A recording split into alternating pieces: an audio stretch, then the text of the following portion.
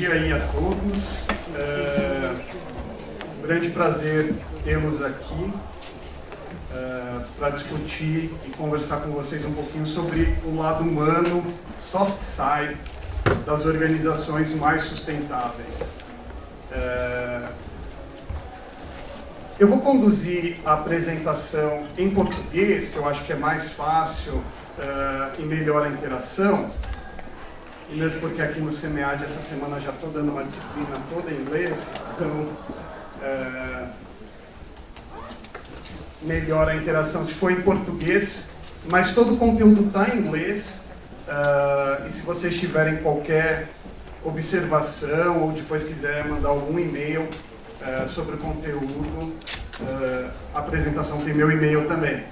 Então agradeço bastante o convite da FEA, do CMEAD, para estar conversando com vocês sobre o lado humano das organizações. E os objetivos dessa apresentação, eles são primeiro discutir a relevância desse lado humano das organizações. Tá? A maior parte das discussões, notícias que nós vemos hoje sobre o avanço da sustentabilidade no meio organizacional é sobre desenvolvimento tecnológico.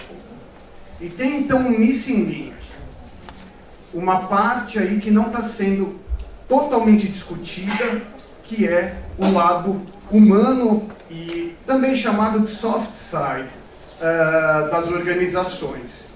Então nós vamos retomar a importância desse tema, entender por que esse tema começou a evoluir e hoje está muito mais robusto, embora a maior parte dos frameworks que temos hoje em dia sobre sustentabilidade, eles não consideram esse componente humano, soft side, que é tão relevante para a implementação desses frameworks. Por exemplo, economia circular. Um framework que está aí ganhando muito espaço, seja na pauta organizacional, seja na agenda governamental, mas a parte humana de como implementar economia circular não está sendo bem discutida, é essa a minha perspectiva. Então, a ideia aqui da apresentação é falar um pouquinho da evolução desse soft side e depois a gente vai pegar alguns frameworks recentes de sustentabilidade e apresentar a vocês algumas questões de pesquisa que podem auxiliá-los no desenvolvimento de pesquisas futuras. Quem está aí fazendo mestrado, doutorado, pode então combinar questões ou aproveitar uma parte dessas questões para conduzir a sua pesquisa. Bom, o lado humano é sobre mudança organizacional, né? E é aquela questão, quem quer mudança? Todo mundo quer mudança. Agora, quem quer mudar? Ninguém. Tá? Então, nós falamos que sustentabilidade é sobre mudança, inovação, mas ao final das contas nós sempre queremos que os outros conduzam a mudança. Então essa é a reflexão que vamos ver aqui. Por que é importante falar sobre sustentabilidade nas organizações? Porque as organizações elas geram muitos impactos positivos. Nós estamos vivendo muito mais do que se costumava viver. Está ali o artiguinho do The Guardian, talvez viveremos 120 anos. Nós temos tecnologias à nossa disposição, temos mais conectividade, o que também está melhorando a qualidade de vida. E as organizações são tão boas que elas também são responsáveis por nos entregar eventos como o CMEAD, tá certo? Então, as organizações elas melhoram a nossa vida, mas ao mesmo tempo elas geram impactos significativos. Tá? Então, a maior transformação na área de administração dos últimos anos foi o reconhecimento desses impactos. Por exemplo, o impacto de que a maior parte dos países hoje em dia, estão aqui em vermelho, estão em déficit ecológico. Ou seja, a área que eles têm, mensurada em quanta terra aquele país tem, não é mais suficiente para sustentar o padrão de consumo que aquele país tem. Vemos ali que o Brasil está em superávit ecológico, mas os outros países estão resolvendo o déficit ecológico através de relações comerciais. Então, muitos impactos ambientais emergem, sociais, e a gente poderia estar resolvendo esses impactos, né? Então, é só você olhar, não tenho dados mais recentes, mas atualmente na Europa se gasta mais com o consumo de sorvete do que é o valor necessário para você resolver o problema, o fato de nem todo mundo ter acesso à educação ou saneamento no mundo. Tá? Então, o que a gente gasta aí em sorvete, o que se consome, por exemplo, em cosméticos nos Estados Unidos, seria mais do que suficiente para resolver vários problemas aí da humanidade.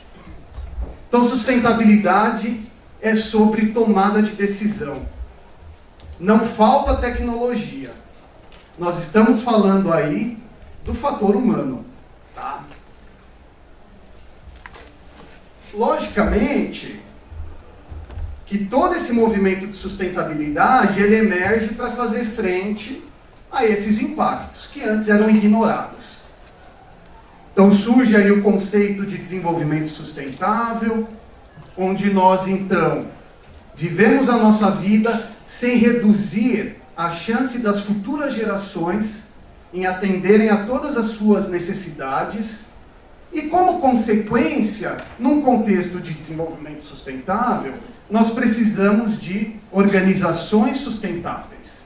E aí eu trago a definição de Hart e Milstein, onde organizações sustentáveis são aquelas que contribuem para o desenvolvimento sustentável ao atingir simultaneamente um bom desempenho econômico, social e ambiental. Então tem aí alguns elementos. Você olha gerações. Então você tem uma perspectiva temporal aqui. Você tem aí simultaneidade nas dimensões do triple bottom line. Então não é uma definição trivial, ela tem a sua complexidade e nem sempre é capturada. E se nós tivermos de fato organizações sustentáveis, e se nós tivéssemos de fato desenvolvimento sustentável? O mundo ia crescer, a economia ia melhorar.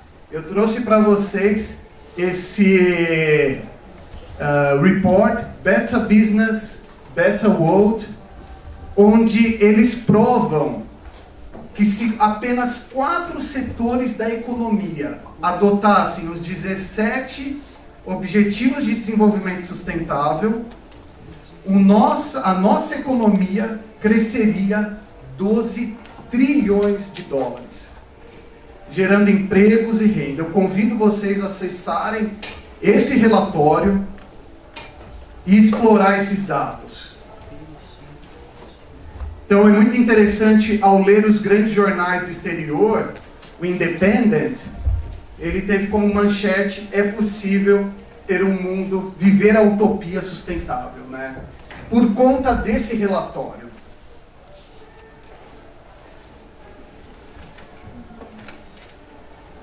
Não atingimos esse desenvolvimento, não capturamos essas oportunidades sustentáveis. Por quê? Ainda temos dificuldades em termos de gestão da mudança, desse lado humano da sustentabilidade. E foi isso também que essa pesquisa do MIT, que é conduzida todo ano, com muitos executivos, mais de 3 mil executivos do globo, chegou a algumas contradições interessantes. Por exemplo, a grande parte dos executivos vê sustentabilidade como relevante. Mas só 25% das organizações tem um claro business case para a sustentabilidade.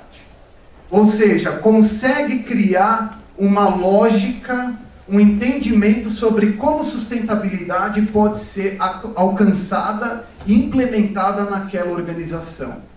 Tem um gap aí, né? Essa diferença entre o que as pessoas querem e o que se atinge em sustentabilidade provavelmente pode ser explicada pelo fator humano e organizacional. Na mesma pesquisa, descobriu-se que a maior parte dos investidores, quem quer colocar dinheiro nas empresas, acredita que sustentabilidade cria vantagens tangíveis, mensuráveis.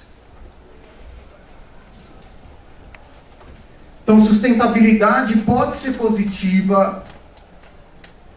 Os executivos querem investir em sustentabilidade.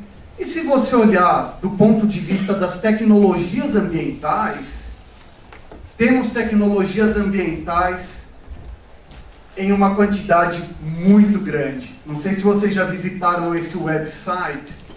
É a base de dados de tecnologias ambientais da ONU. É um instituto da ONU localizado no Japão, em Tóquio, onde eles registram todas as tecnologias ambientais disponíveis. E é muita tecnologia ambiental em todas as áreas.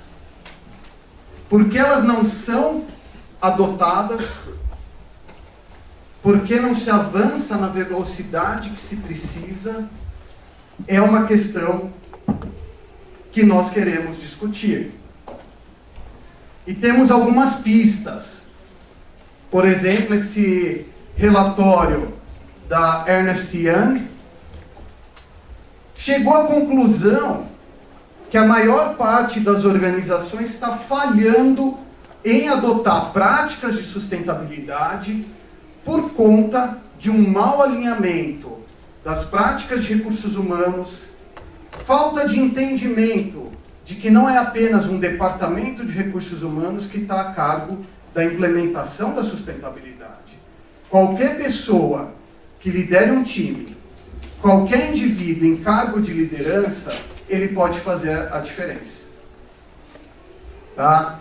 Então tem falta de suporte da liderança e um limitado entendimento de como os trabalhadores poderiam ajudar no desenvolvimento sustentável das organizações. E aí nós temos alguns exemplos de quem faz isso muito bem, como a 3M, através do programa 3Ps, Prevenção da Poluição se Paga.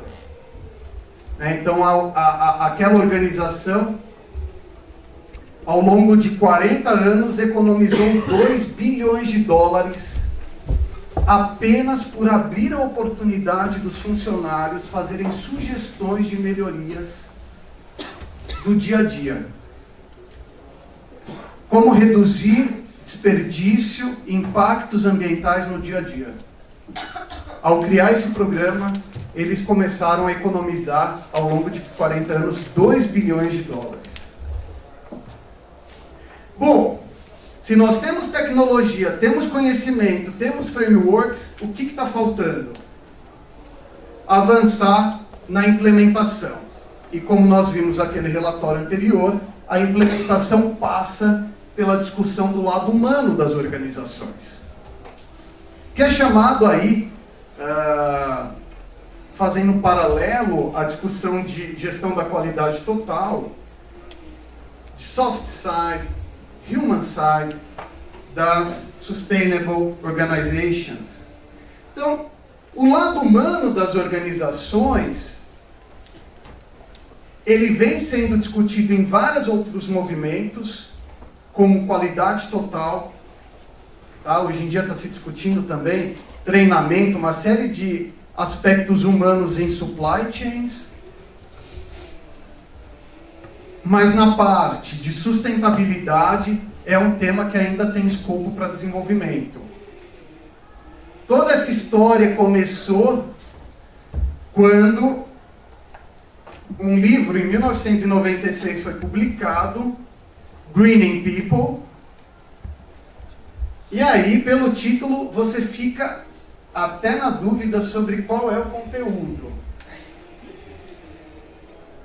Tá? Mas esse livro foi um pioneiro, ele não usou um termo sustentabilidade, ele não deixou claro o enfoque dele na área de gestão de recursos humanos, mas é o livro que começou esse movimento, porque ele é uma coleção de capítulos sobre como práticas de recursos humanos podem se alinhar à sustentabilidade. Tá? Então é um livro esgotado aí. E desde então, desde aquele livro, começaram a surgir outros trabalhos. Tá? Como o Govinda Arajulu, onde eles propõem um modelo de práticas, conceitos que vem dessa parte de recursos humanos, soft side, para se avançar na gestão ambiental nas organizações. Então você começa aí, nos anos 2000, ter o desenvolvimento de frameworks baseados naquele livro do Vermeer. Então, por exemplo, começa a se discutir o apoio da alta administração na implementação da ISO 14001. Foi naquela época que a gente estava tendo o boom da ISO 14001 ao redor do mundo. Empowerment. Como garantir que você cria as condições necessárias para as pessoas melhorarem, reduzirem os impactos ambientais nas organizações? Quais são os mecanismos, os canais? Rewards. Como você vai, então, remunerar as pessoas, motivar as pessoas, reconhecer o bom desempenho sustentável? E depois, feedback and review. Como você vai, então, alimentar essa melhoria contínua e as pessoas vão se sentir cada vez mais confiantes de que investir em sustentabilidade é também a coisa certa a fazer nas organizações. Então, esse framework surgiu e outros frameworks surgiram, mas estávamos ainda num debate conceitual. E muito interessante, não tínhamos um nome, um conceito. Dava muito trabalho falar o lado humano ou o lado, o soft side das organizações ambientalmente sustentáveis. É um nome longo. Então, foi por isso que Douglas Renwick, em 2008, ele fez um working paper, ele trabalhava em Sheffield. Esse working paper foi publicado depois de algum tempo, nessa que é uma das melhores revistas da área de administração, em que só publica revisão de literatura, onde ele cunhou o termo Green Human Resource Management. Então eu brinco com ele, porque nós desenvolvemos pesquisa juntos, eu falo, você é o pai do Green Human Resource Management. Ele fala, não fala isso, que é muita responsabilidade. Mas ele traz aí um novo conceito, que é um dos conceitos dominantes aí da área.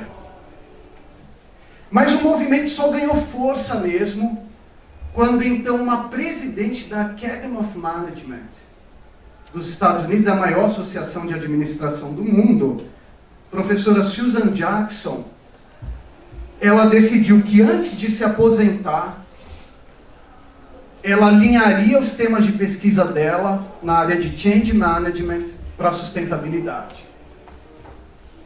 Então você está falando de uma pesquisadora que tem mais de 40 artigos entre Academy of Management, Journal of Management Studies e por aí vai. Então eu acabei contribuindo para o primeiro número nessa área, por conta de uma pesquisa que eu tinha feito anteriormente. Saiu o primeiro número sobre o estado da arte em Green Human Resource Management. Então essa é um pouco a evolução do tema, e agora realmente o tema está ganhando amplitude. Então ele passou de uma discussão de green, environmental management, um foco ambiental, e está então conversando de forma transversal com outras áreas. Então você pega aqui o livro da professora Longoni, ela está falando, olha, change management para sustentabilidade interfere em qualquer área do conhecimento. E ela fez o trabalho dela sobre como isso está afetando gestão de operações. Então hoje está se falando não só em green, mas também em sustainable human resource management.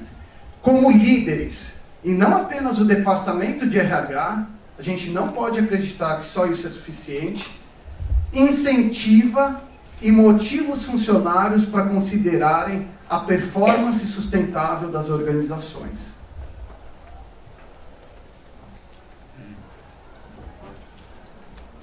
Tá? Então, esse lado humano das organizações, nós podemos entender como a combinação de duas dimensões, como um problema aí de duas dimensões, onde você tem o alinhamento de melhores práticas de gestão de pessoas. Então, um line manager numa empresa, o responsável por uma área, por exemplo, de marketing, ele está gerenciando pessoas, ele tem um time. Ele se vale de todas aquelas práticas. Ele define a performance, ele define progressão na carreira do time dele. Então não se detém apenas a área de recursos humanos. Qualquer líder tem responsabilidade em criar empowerment, incentivar o trabalho em equipe e também criar uma cultura organizacional sustentável. Tudo bem até aqui. As organizações estão adotando esses princípios.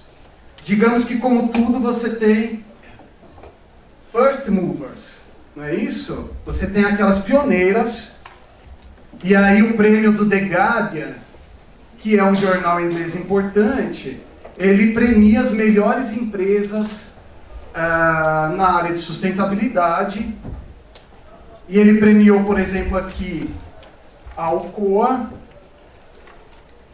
porque 1/5 da compensação financeira dos executivos está atrelado, esse 1/5 está atrelado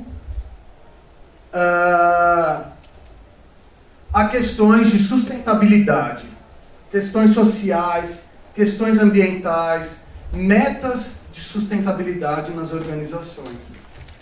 Quando você amarra o desempenho, a avaliação de desempenho dos executivos com as metas de sustentabilidade, então claramente a organização está caminhando. E você tem aqui a GE, que ganhou o prêmio de engajamento dos funcionários em questões da sustentabilidade. Tá? Tem um outro exemplo aqui, maior empresa de envio de encomendas do mundo, também está alinhando várias dimensões do seu lado soft, humano, à sustentabilidade. Tá, e aí eu destaco, por exemplo, comunicação. Como comunicar as metas sustentáveis aos funcionários? As organizações onde nós trabalhamos fazem isso? Há espaço para melhoria? Então são reflexões que estão ocorrendo também no meio empresarial. Bom, e quais são os frameworks hoje em dia populares que poderiam ser fonte de oportunidade de pesquisa para vocês? Então foi isso que o SEMEAD aqui pediu para eu conversar com vocês. Agradeço muito ao professor Flávio pela oportunidade. E eu selecionei alguns frameworks. Desculpa se são muitos. Mas quem está na fase de elaboração de dissertação, de projeto de doutorado, ou aquele projeto que todo pesquisador tem que continuar fazendo, pode se valer de alguma dessas questões sobre o lado humano das organizações que eu vou começar a aplicar a cada um desses frameworks. Antes de falar das questões de pesquisa, eu vou explicar brevemente cada um desses frameworks, tá ok? Então, quando eu falo de economia circular, eu estou falando do modelo mais popular de economia circular, que é aquele definido pela Ellen MacArthur Foundation, que é o Resolve Model. O que a economia circular fala? Ela fala que nós temos um sistema de produção e consumo que é linear. Nós extraímos, produzimos e depois geramos o quê? Resíduos. Esse sistema linear está crescendo quando a economia se expande num sistema que é o planeta Terra, que é claramente limitado. Você não pode ter um sistema, um subsistema que se expande continuamente dentro de um sistema maior, que não se expande como é a nossa base de recursos naturais. E aí, eu pego a definição de economia circular de um número que a revista Nature publicou dedicado ao tema, onde a economia circular, ela transforma produtos que estão ali à beira do descarte, produtos que nós já não vemos valor neles, em novos materiais, novos produtos para novos ciclos produtivos. Ou então, nós estendemos a vida útil de produtos. Ou então, nós aplicamos servicization, que é um novo conceito, não tem dicionário, onde você transforma produtos em serviço. Por exemplo, nós não precisamos comprar um purificador de água e ter o purificador de água em casa e fazer a manutenção dele. E o dia que ele se for, nós temos que gerenciar o fim de vida dele. Nós gostaríamos de ter apenas água fresca ou refrigerada em casa, quando quiséssemos. Tá. É por isso que a Brastemp agora criou um purificador de água, por exemplo, onde você não compra mais. Você aluga, você paga por mês. Isso é bom para a empresa porque gera uma renda estável. Bom, o modelo Resolve é baseado em 6 estratégias, por isso o nome Resolve Emerge. 6 estratégias que você pode adotar para criar novos negócios ou alterar os negócios atuais a caminho da sustentabilidade da economia circular. Então você pode adotar matérias-primas renováveis, você pode criar negócios de uma shared economy. Tá? Então, se você pensa no Uber, você está utilizando muito mais a capacidade de um automóvel, que na Europa, por exemplo, passa 92% do tempo parado, estacionado. Carros que foram feitos para carregar, acomodar 7 pessoas, acomodam, em média, 1,5 passageiros. Então você está aproveitando mais os recursos. Você pode também otimizar sua produção, você pode criar mais ciclos para utilizar os recursos por mais vezes, mas eu realmente gosto dessas 2 últimas estratégias porque elas são bastante tecnológicas. Virtualize, quando você transforma em digital algo que antes era físico. Tá? Então, quem vai hoje em dia em locadora de vídeo? É difícil encontrar. Eu adorava, tá certo? Pedir indicações de vídeos, mas hoje em dia você tem o que, por exemplo? Netflix. Você virtualizou o que antes era físico. E exchange, quando você tem mudanças radicais na sociedade. Por exemplo, na disciplina aqui, que nós vimos aqui na FEA essa semana, nós vimos as impressoras 3D que estão imprimindo casas, prédios, Então você consegue imprimir uma casa de 2 cômodos em 24 horas por $10 mil. E ela fica bonitinha. Não fica? Eu compraria, tá certo? Então, pessoal, Circular Economy parece aí que é um framework capaz de mudar a sociedade, gerar novos modelos de negócio, mas a minha visão é que falta um debate sobre o lado humano da economia circular. Então, estou trabalhando num paper com um dos autores da área, refletindo sobre essa possibilidade de integração entre sistemas de recursos humanos e habilitadores humanos do Resolve Model. Tá? Como também criar uma mentalidade para a economia circular. Então a Accenture, que é uma consultoria, fez uma pesquisa e ela concluiu que as empresas tentam adotar aquelas práticas e princípios de economia circular, mas os gerentes, os líderes, os executivos não têm a chamada Circular Mindset. Só um exemplo, porque estamos aí, temos vários frameworks para discutir. Em termos de vendas e produtos, qual é o atual modelo? Quem está na área de vendas da empresa quer vender produtos e nunca mais vê-los voltar, não é isso? Tchau, não é isso?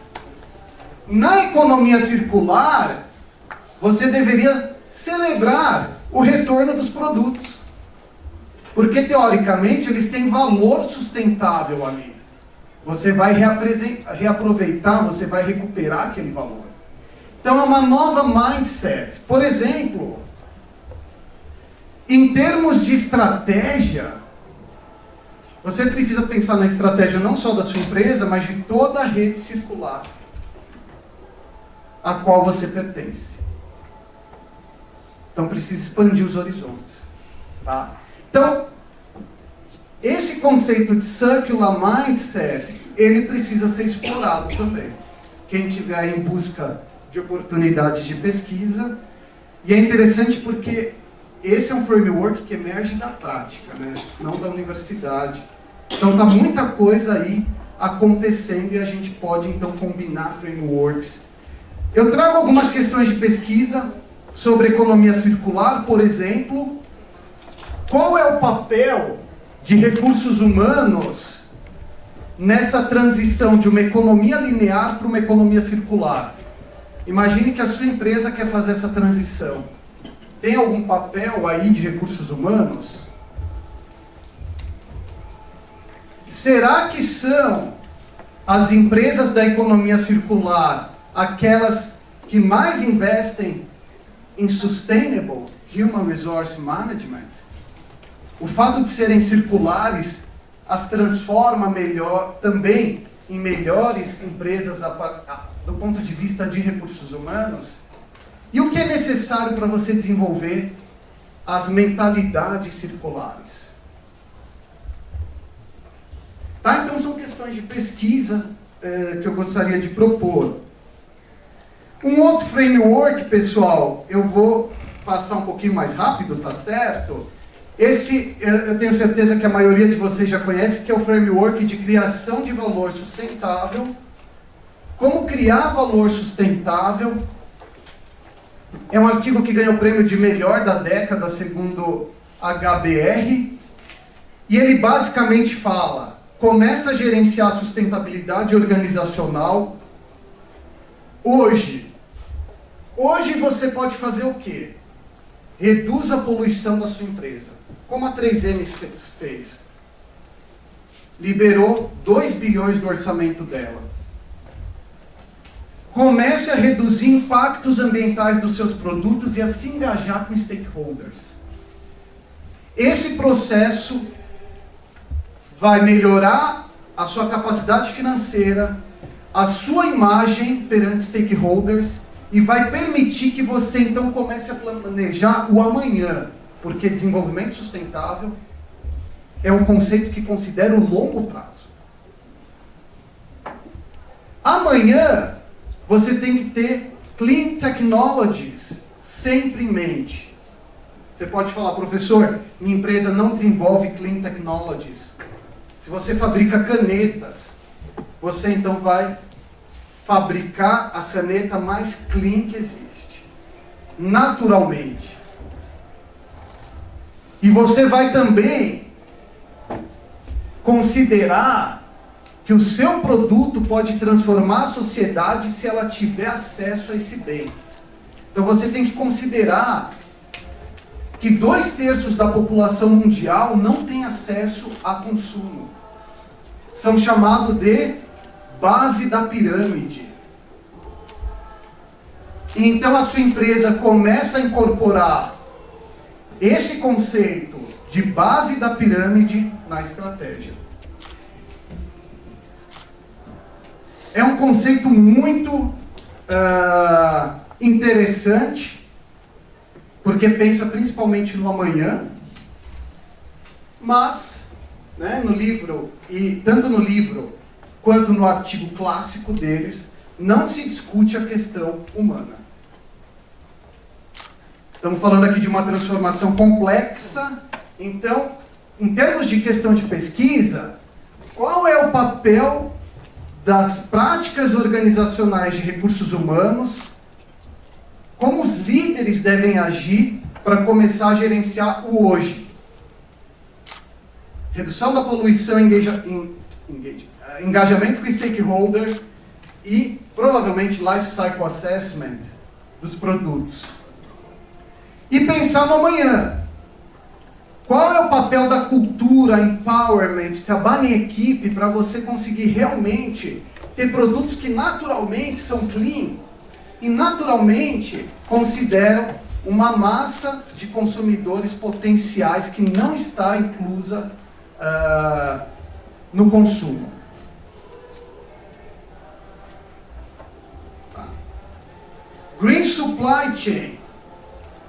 Já é um conceito hoje em dia um pouco... Alguém está estudando Green Supply Chain? É um conceito já tem uma década, tá certo?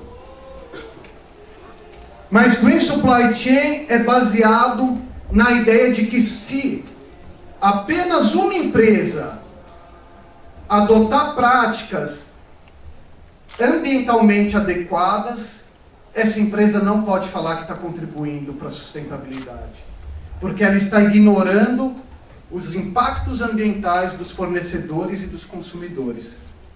Então você precisa olhar toda a cadeia de suprimentos.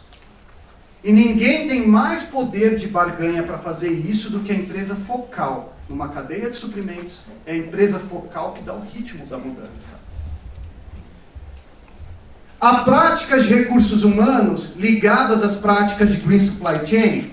Sim. Se você pegar o framework clássico de práticas de Green Supply Chain, como seleção de fornecedores verdes, eco-design, engajamento com consumidores para saber o que os consumidores querem em termos ambientais, todas essas práticas só vão ser implementadas numa cadeia de suprimento se a empresa focal, aquela que tem poder de barganha começar a adotar change management para a sustentabilidade. Então esse é um framework, pessoal,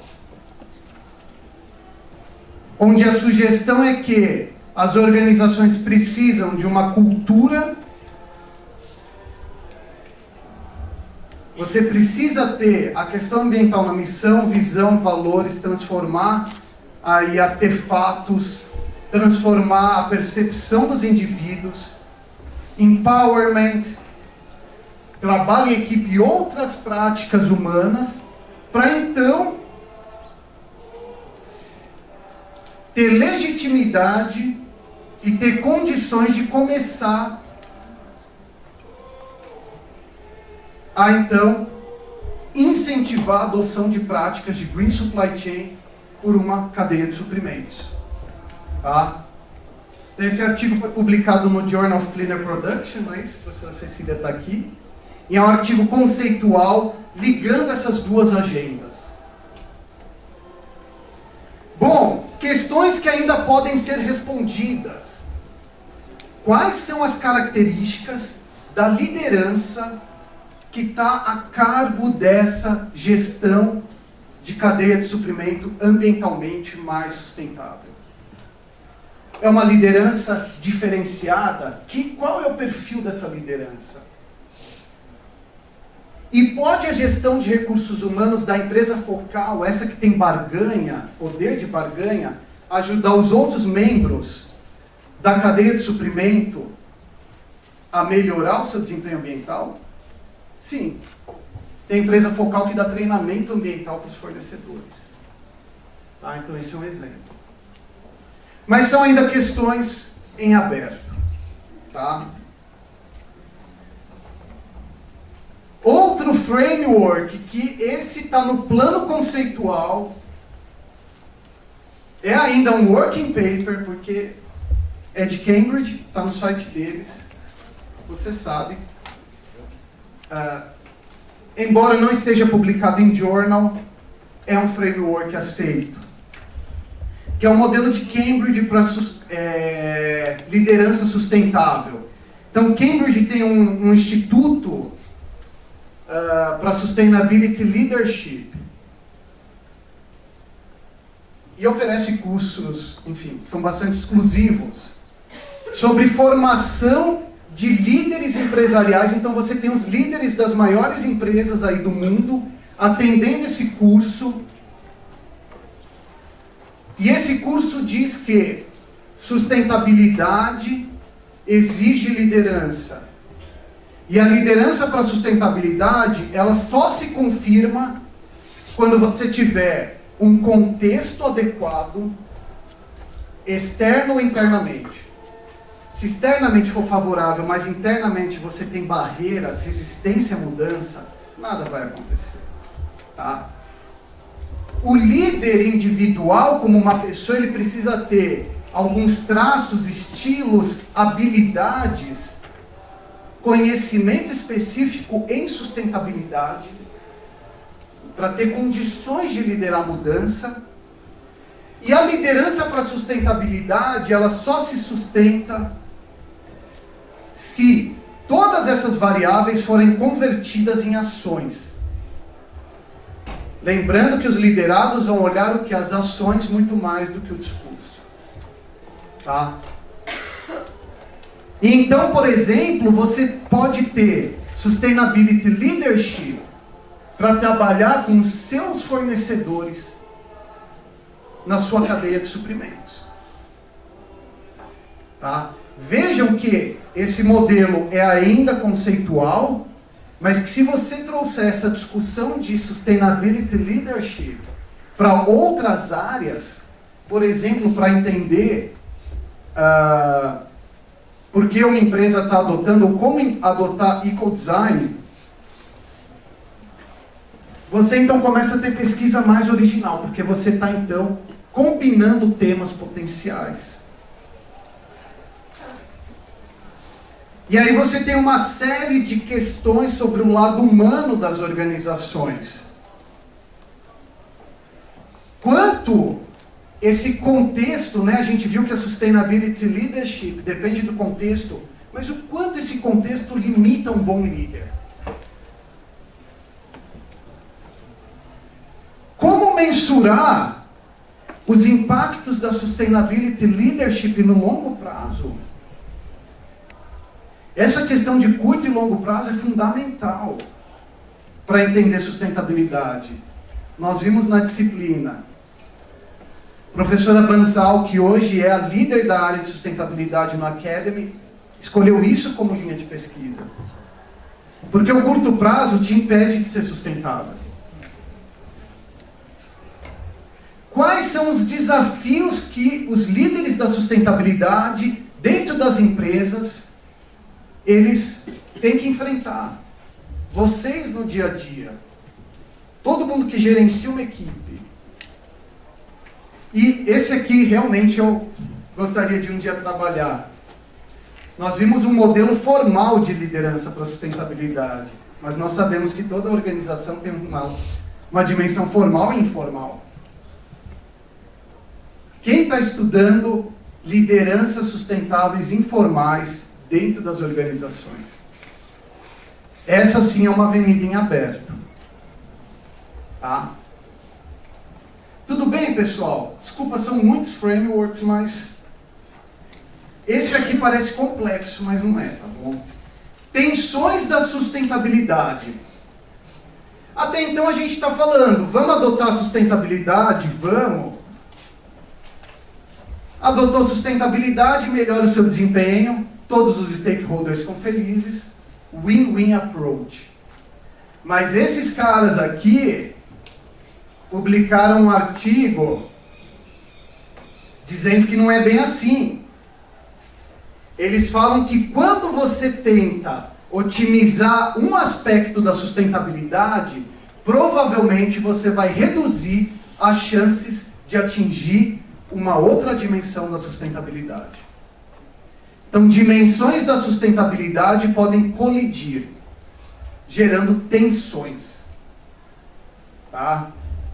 Então, uma tensão ela ocorre quando, ao se atingir um objetivo de sustentabilidade, você acaba criando desafios para que um outro objetivo seja atingido. Exemplo clássico. Ao tentar melhorar o desempenho social da sua empresa, você reduz a saúde financeira. Nem que seja no curto prazo. Tá? Esse conceito, pessoal, esse framework é belíssimo porque você pode aprovar, você pode aplicar e ver a validade dele em qualquer tema. Tá? Então esse é o artigo, foi publicado no Journal of Business Ethics. É apenas um, né, só há 50 journals no mundo reconhecidos pelo Financial Times. Esse é um deles. E esse é o modelo de tensões da sustentabilidade. Tá? Depois vocês pegam um paper, porque ele é complexo. Aqui é uma síntese. Mas, basicamente, você vai enfrentar 4 grupos de tensões quando trabalhar com sustentabilidade. E qual é o ponto aqui? O bom líder, a área de recursos humanos, qualquer um que tem um time, precisa reconhecer essas tensões. Primeira tensão ocorre entre as dimensões do triple bottom line. Alguém quer otimizar a dimensão econômica, o outro ambiental, o outro social. Condição perfeita para uma primeira tensão. Segunda tensão. Quando aqui todo mundo concorda em mudar, tá, vamos seguir esse caminho. Qual é a melhor rota? A área de marketing acha que ela deve assumir esse papel, entendendo que o consumidor quer antes. Mas a área de produção já quer investimento na produção ambientalmente melhorada. Qual é o melhor caminho para a gestão da mudança? Outra fonte de tensão. Tensões contextuais. Quando começar a mudança? Imagine uma empresa multinacional. Você tem headquarters, ok, sustentável. E as outras unidades? Qual vai começar a adotar a sustentabilidade de forma mais intensa e por quê? Então você tem esse debate sobre o onde. E o debate sobre o quando. Qual é o prazo para a gente ver se sustentabilidade se paga? Aquele debate, o que é o curto prazo e o longo prazo em sustentabilidade? Porque se você diz que sua empresa contribui para o desenvolvimento sustentável, você está pensando em gerações. E aqui, levels. Lembrar que cada stakeholder vai ter uma visão sobre sustentabilidade. Às vezes você está investindo bastante na sua empresa, o governo vem e fala, olha, Isso não é a prioridade do meu governo. Será que isso diminui o nível de investimento das empresas ou não? Será que isso afeta a motivação dos funcionários para a sustentabilidade? Tudo isso está em aberto. Tá? Então, o macro e o micro, eles se conectam, gerando aqui tensões.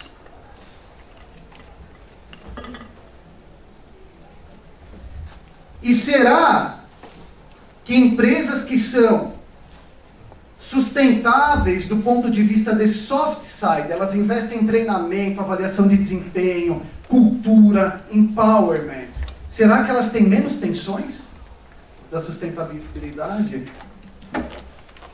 Tudo indica que sim, seria uma hipótese, mas não há pesquisa sobre isso agora, ainda.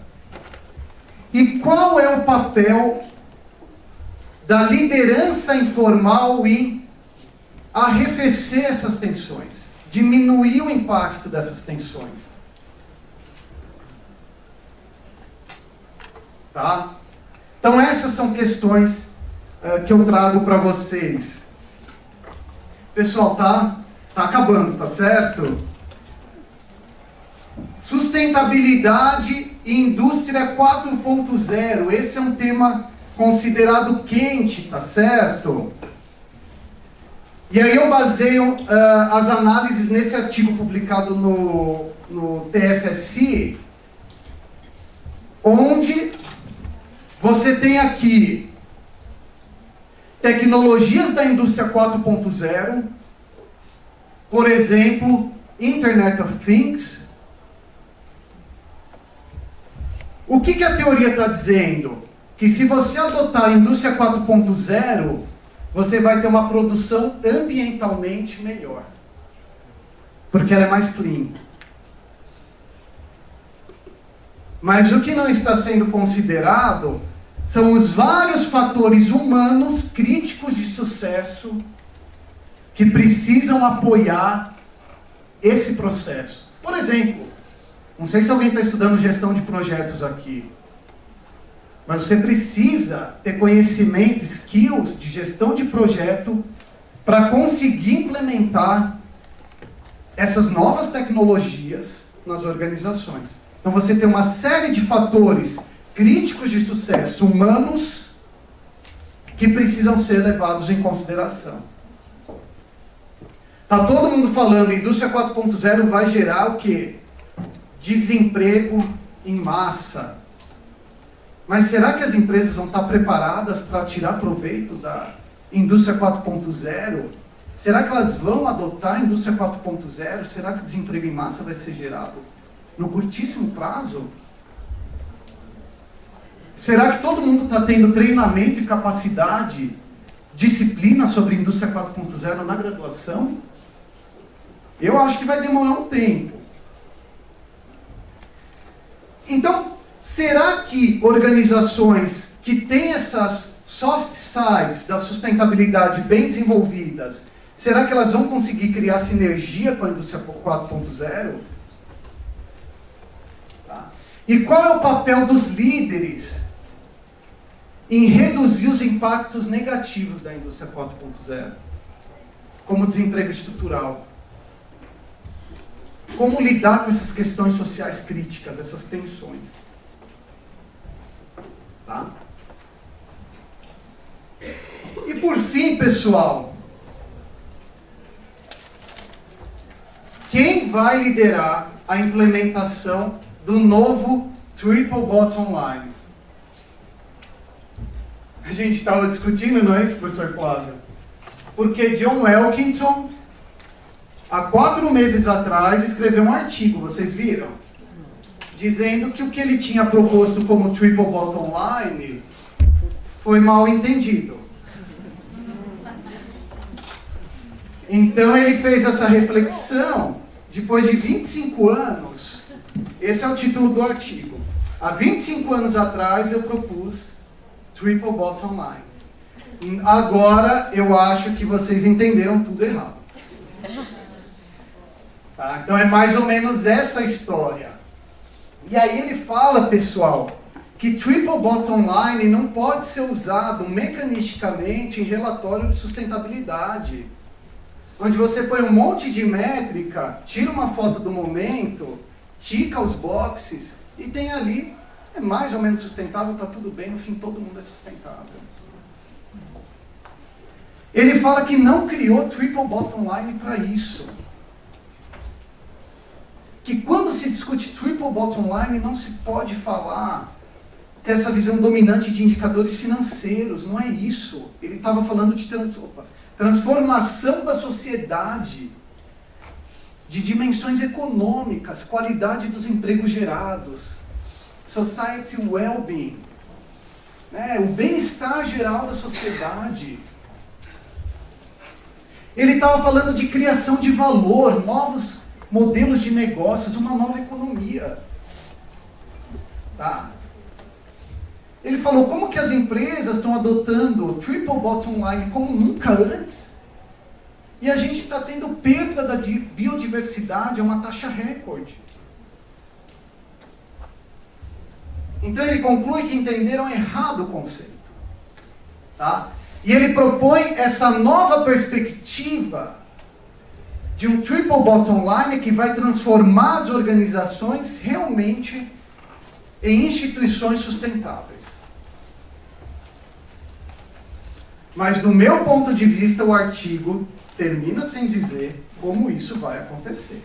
Porque se não aconteceu nos últimos 25 anos, a chance de não acontecer nos próximos 25 é grande. Se você não discutir o quê? O lado humano dessas organizações. Tá? Então, essa é uma área que eu também quero pesquisar. Qual é o papel dessas dimensões do soft side das organizações na promoção desse novo Triple Bottom Line? Será que a gente vai dar aula na graduação com essa nova perspectiva? Tá? E quem vai estar a cargo disso? Quem é esse novo líder que vai entender esse novo conceito de Triple Bottom Line e então transformar a organização, mas também considerando todos esses frameworks que a academia e o meio prático estão fornecendo? Tá? Pessoal, pelos frameworks que nós vimos aqui, gestão da sustentabilidade é um tema complexo. Exige capacidade humana. Tá? Além dessas questões, desculpa se algumas angústias vêm também com essas questões, mas tem uma agenda adicional de pesquisa no artigo que saiu agora na USP, o professor Flávio acabou de dizer, que é exatamente sobre o soft side das Sustainable Organizations, onde nós temos aí 20 questões de pesquisa para ajudar aí o debate, tá? Então o professor Douglas ajudou nesse artigo. E você tem aí questões sobre: será que quem assume um green job tem uma performance nos seus indicadores organizacionais melhor do que quem não assume green jobs? Então tem uma série de questões ainda em aberto que dá para a gente explorar. Tá?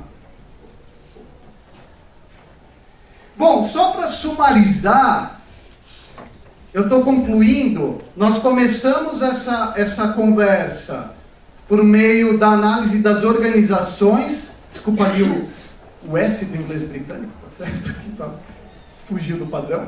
Nós discutimos que organizações são boas e ao mesmo tempo geram impactos negativos. Nós precisamos discutir esses impactos negativos. Precisamos de sustainable organizations. Mas geralmente se discute o quê? Tecnologia e não o lado social e humano.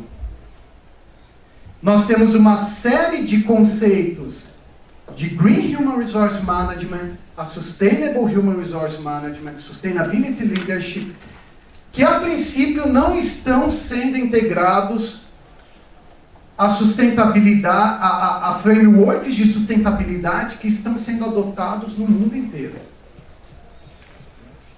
Claro que isso cria uma série de oportunidades de pesquisa. Tá? E aí eu espero que vocês continuem esse diálogo, né, que consigam adaptar, às vezes, um framework de sustentabilidade até para a sua pesquisa na outra área. Tá? E que seja aí proveitoso para vocês. Bom, tem referências. Eu queria agradecer muito pela paciência. Eu sei que é bastante slide, framework, mas foi difícil decidir sobre o que colocar. Mas como é SEMEAD, a gente sempre, né, calibra lá em cima. Agradecer ao SEMEAD, professor Flávio, pela oportunidade de trabalhar nesse tema com vocês. E a Montpellier Business School, que é onde eu estou trabalhando hoje, que me permite estar aqui com vocês.